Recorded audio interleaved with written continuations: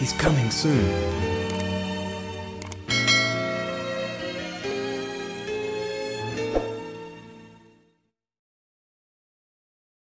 Shalom Aleichem.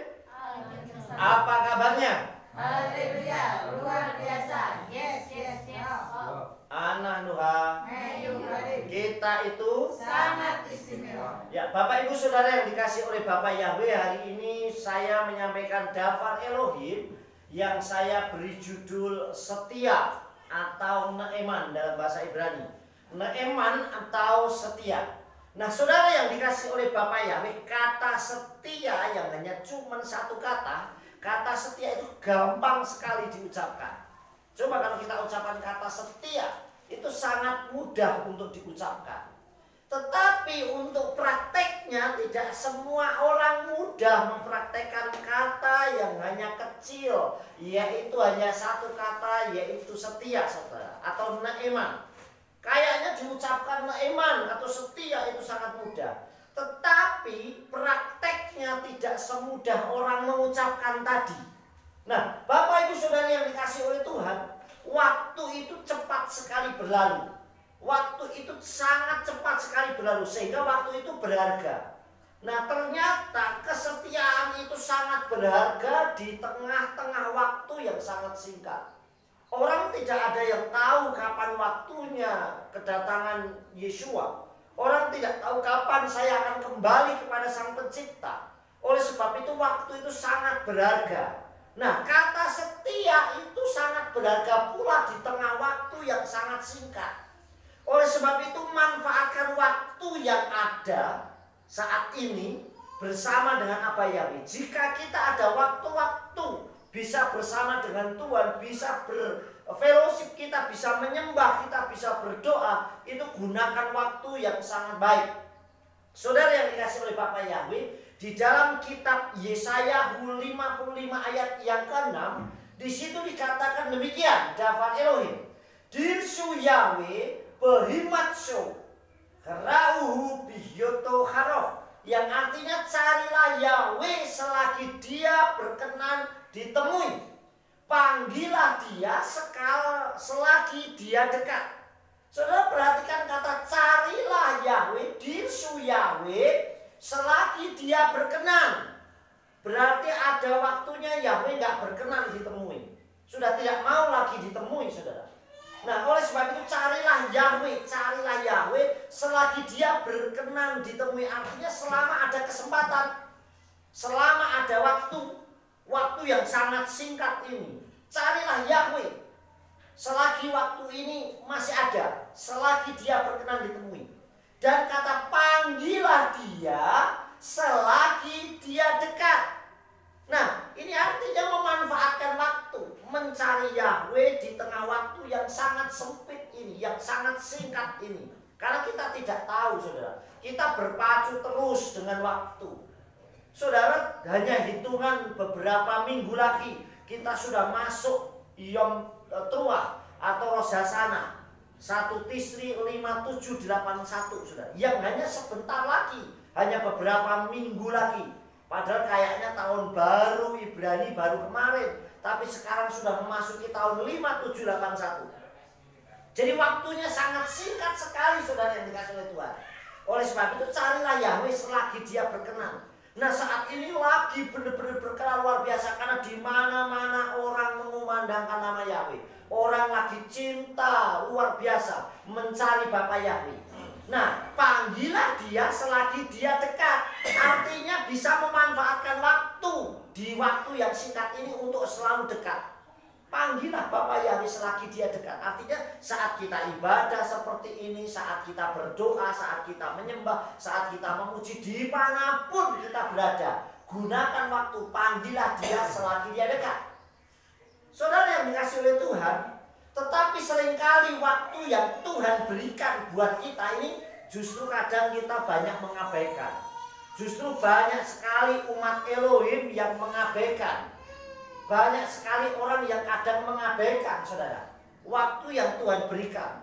Mungkin ada orang yang beralasan, wah saya terlalu sibuk, waktu saya sudah habis untuk pekerjaan, waktu saya sudah habis untuk hal yang lain dan sebagainya.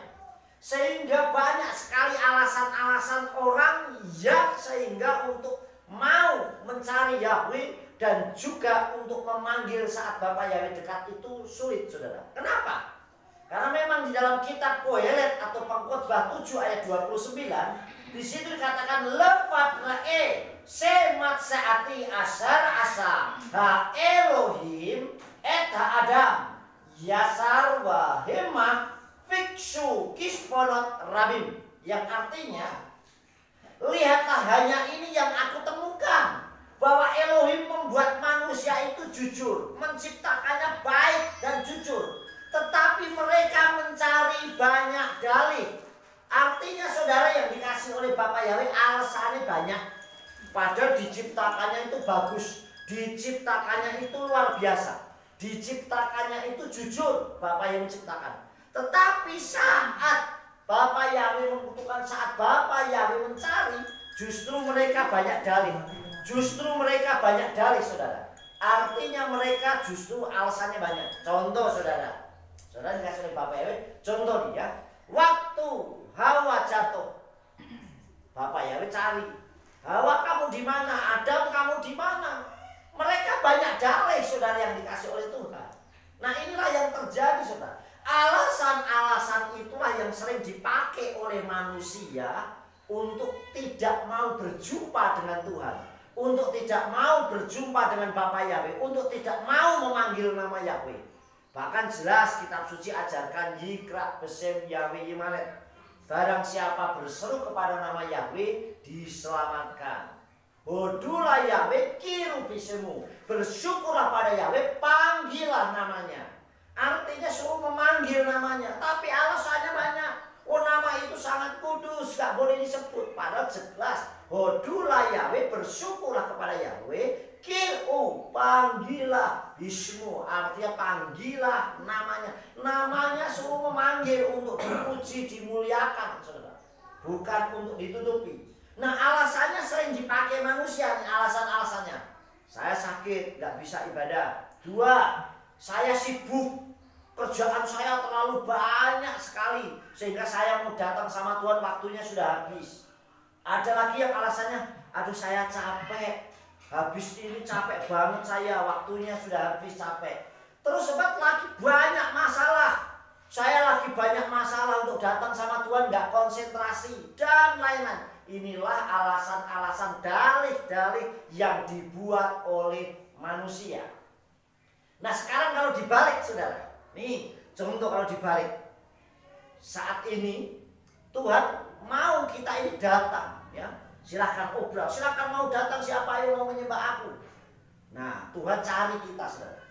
Terus kita bilang, aduh Tuhan saya lagi sakit, gak enak badan. Ada lagi yang bilang, saya lagi sibuk Tuhan, kerjaan saya lagi menumpuk. Ada lagi yang, Pak, Tuhan saya lagi capek banget nih, lelah sekali, pekerjaan saya terlalu banyak. Ada lagi yang banyak, saya lagi banyak masalah, Tuhan saya nggak bisa datang. Nah, sekarang kalau dibalik, saudara, waktu kita banyak pergumulan, kita banyak masalah, terus kita berdoa, Bapak Yahweh, Tuhan tolong saya lagi dalam kondisi terjepit, saya mepet, kondisi saya kritis. Kemudian Tuhan ganti ngomong, seandainya saya kasih ilustrasi. Tuhan ganti, maaf ya anakku, aku sekarang lagi sibuk, saya lagi bantu yang lain. Bagaimana kita, saudara? Saya yakin orang akan kecewa. Aduh Tuhan, buktinya saya butuh tidak ditolong. Tapi justru seringkali manusia yang banyak dalih, saudara. Coba kalau seandainya kita yang bilang, Tuhan tolong saya, maaf saya lagi sibuk soalnya saya lagi bantu bencana yang ada di sana. Bagaimana saudara dengan kita yang dibegitukan? Nah, tapi seringkali manusia yang banyak dalih. Yeshua HaMashiach menghendaki kita ini menggunakan waktu yang baik selagi ada di dunia. Gunakan waktu yang baik. Saudara, setia dan setia. Kita diajar untuk setia dalam kondisi apapun, situasi apapun. Lukas 16 ayat 10 dikatakan mi aser neeman bedafar katon naeman yihye gam bedafar gadol umi aser ye awel bedafar katon ye awel gam bedafar gadol. Yang artinya siapa yang setia dalam hal kecil, ia pun setia dalam hal besar. Dan siapa yang tidak jujur atau tidak setia dalam hal kecil, ia pun tidak jujur atau tidak setia dalam hal yang besar. Ternyata Tuhan hanya mau kita melakukan hal yang setia, hal kecil saja. Dalam hal apapun kita butuh Tuhan, dia betul, tetap saya menyembah Dia. Dalam situasi kondisi apapun, Engkau Bapa Yahweh tetap Elohim saya. Amin. Coba kalau kita, waktu kita yang sudah menikah janji, aku menerima engkau dalam kondisi suka maupun duka. Saudara, dalam kondisi sehat maupun sakit, dalam kondisi kaya atau dalam kondisi pencobaan, dan hanya maut yang memisahkan. Nah, ini janji yang kita ucapkan. Itu sama dengan kita mengucapkan sama Tuhan. Aku tetap menyembah engkau apa Yahweh Elohim Yeshua HaMashiach Ruach Kodes, baik dalam kondisi kaya maupun miskin. Amin. Sehat maupun sakit, dalam kondisi kaya maupun dalam pencobaan, dalam kondisi apapun saya tetap menyembah engkau. Ini kan ucapan janji kita. Bedanya dan tidak ada yang dapat memisahkan. Kalau suami istri hanya maut yang memisahkan, tapi dengan Tuhan nggak ada yang memisahkan. Karena mati pun kita akan berjumpa dengan Elohim. Amin. Nah, tapi kalau sebaliknya, ucapan itu kita ucapkan sama Tuhan. Tetapi Tuhan, saya mencintai engkau, mengasihimu dalam kondisi saat sehat. Nak sakit saya nggak mau.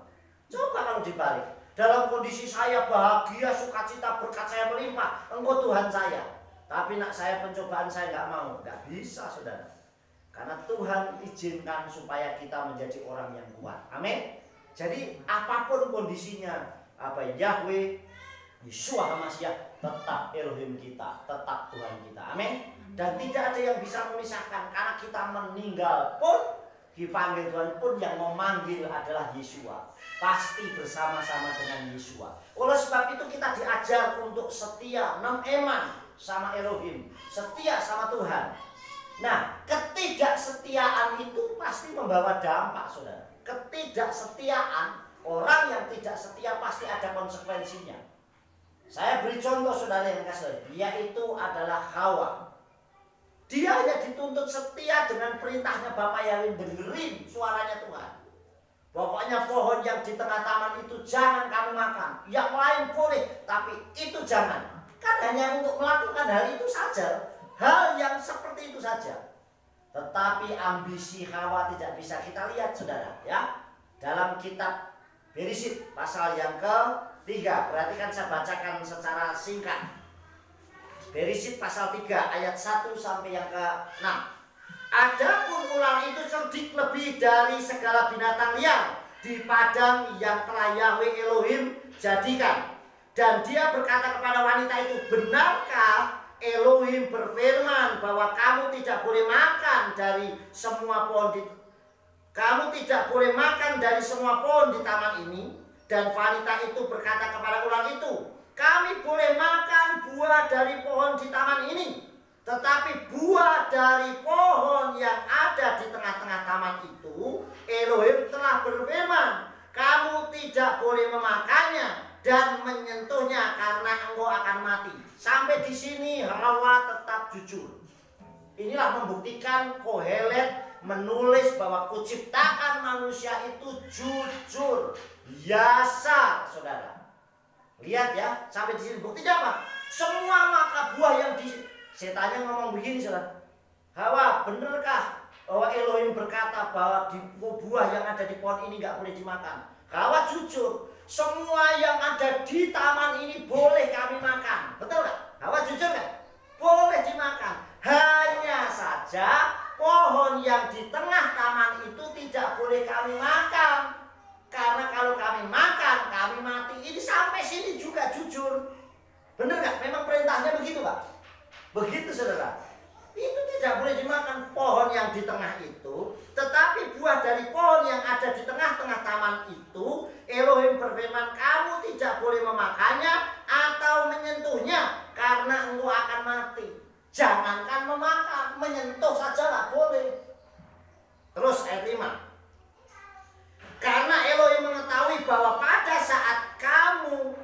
ayat yang keempat. Namun ular itu berkata kepada wanita itu, kamu sekali-kali tidak akan mati. Noh, setannya ngomong. Jadi lebih mendengarkan suaranya setan. Setan dikatakan, kamu tidak akan mati. Oh, nyentuh aja nggak boleh, kok malah makan, saudara. Ya nggak? Nyentuh saja nggak boleh. Lihat 5. Karena Elohim mengetahui bahwa pada saat kamu makan buah itu, matamu akan terbuka dan kamu akan menjadi seperti Elohim, yaitu mengetahui yang baik dan yang jahat. Dan wanita itu melihat bahwa pohon itu baik sebagai makanan. Sentuh saja nggak boleh, malah baik sebagai makanan menurut Hawa. Saudara, di situ katakan ya, baik sebenarnya. Dan karena daya tarik mata, ya, mulai pandangannya, mulai konsentrasinya dia, ya, serta pohon yang diinginkan itu menjadikan bijaksana, maka dia memetik buahnya dan memakannya, dan juga memberikannya kepada suaminya yang ada bersamanya, dan dia memakannya. Nyentuh aja nggak boleh, malah memetik, kemudian memakannya, saudara. Ini ambisius, saudara, pengen sama dengan Tuhan. Kesetiaan yang Tuhan berikan hilang. Yang Tuhan mau dia setia, taat, dengar-dengaran dengan suara Elohim. Apa konsekuensinya yang dialami oleh Hawa? 1, dia diusir dari Eden. Yang pertama, saudara. 2, jatuh ke dalam dosa. Karena setiap pelanggaran kepada Tuhan adalah dosa. 3, kehilangan kemuliaan Elohim. 4, mati. Akhirnya mati enggak? Bahkan Bapak Yahweh berfirman, tidak ada satu orang pun yang hidup di hadapan Elohim 1 hari saja. Kalau di hadapan Elohim 1 hari sama dengan 1000 tahun, umurnya Adam cuma 930 tahun. Jadi gak ada 1000 tahun, artinya 1 hari saja tidak ada. Dan akhirnya mati. Gak ada sampai hari ini manusia yang kekal. Semuanya mati. Saudara yang dikasih oleh Bapak Yahweh, itu yang pertama contoh. Yang kedua, selain ambisi, saudara, ketidaksetiaan itu dampaknya luar biasa, ya. Dampaknya dari generasi ke generasi, termasuk saya dan saudara mengalami kematian, saudara. Tidak ada yang kebal terhadap, mungkin kebal hukum bisa, tapi kebal kematian enggak, tetap mengalami semuanya. Yang kedua, karena makanan, bukan karena ambisi lagi, tapi karena makanan. Esau menjual hak kesulungannya. Kita lihat Kejadian pasal 25, ya. Saya bacakan Kejadian atau Bereshit pasal 25, ayatnya yang ke-29. Perhatikan baik-baik. Kejadian pasal 25 29, saya bacakan. Dan Yakob sedang memasak sup kental, lalu datanglah Esau dari padang, dan dia lelah. Maka Esau berkata kepada Yakob, biarlah aku makan dari yang merah-merah itu, karena aku lelah. Itulah sebabnya orang menyebut namanya Edom. Namun Yakub berkata, jualah kepadaku hak kesulunganmu hari ini. Dan Esau berkata, lihatlah aku sedang menuju pada kematian. Dan apakah gunanya hak kesulungan itu bagiku? Dan Yakub berkata, bersumpahlah kepadaku hari ini. Dan dia bersumpah kepadanya, dan dia menjual hak kesulungan kepada Yakob. Lalu Yakob memberikan roti dan sup kacang merah itu kepada Esau, dan dia makan dan minum, lalu bangkit dan pergi. Demikianlah, perhatikan ayat terakhir, demikianlah Esau meremehkan hak kesulungan. Nah, saudara, hak kesulungan itu sangat penting, tetapi dia meremehkan hak kesulungan, hanya menukarnya dengan makanan, saudara. Saudara yang dikasih, ini hal yang gak setia. Seberapa besar semangkok kacang merah, dan dikatakan, aku lelah, capek, toh sebentar lagi aku mati. Ini meremehkan waktu yang Tuhan berikan. Apakah dia tahu kapan dia akan mati? Tetapi dia tidak menggunakan waktu, toh sebentar aku mati, ya sudahlah, aku tak nyantai saja menjual hak kesulungan. Apa akibatnya, konsekuensinya? 1, tidak menjadi ahli waris dari Yitzhak. Tetap berkatnya jatuh kepada Yakob. Kenapa? Karena meremehkan hak kesulungan. Yang kedua, menjadi hamba dari adiknya. Harusnya dia tuan, dibalik saudara menjadi hambanya. Ini akhirnya konsekuensinya terjadi kalau kita tidak setia. Tuhan ajar di waktu-waktu yang singkat, yang kita tidak tahu. Kadang kita bisa bercanda, kita bisa ngobrol sama teman-teman dekat kita, tapi kita tidak tahu dalam hitungan waktu, bulan, tahun, bahkan hari, minggu, detik, kita tidak tahu apa yang terjadi. Setia, setia, setia. Yeshua HaMashiach mengajarkan kita untuk selalu setia. Neeman, khususnya Neeman nomor 1 kepada apa? Yahweh Elohim, Besem Yeshua HaMashiach, Berruach Kodes. Sukses besar buat kita semua. Abah Yahweh Besem Yeshua HaMashiach memberkati kita semua. Amin.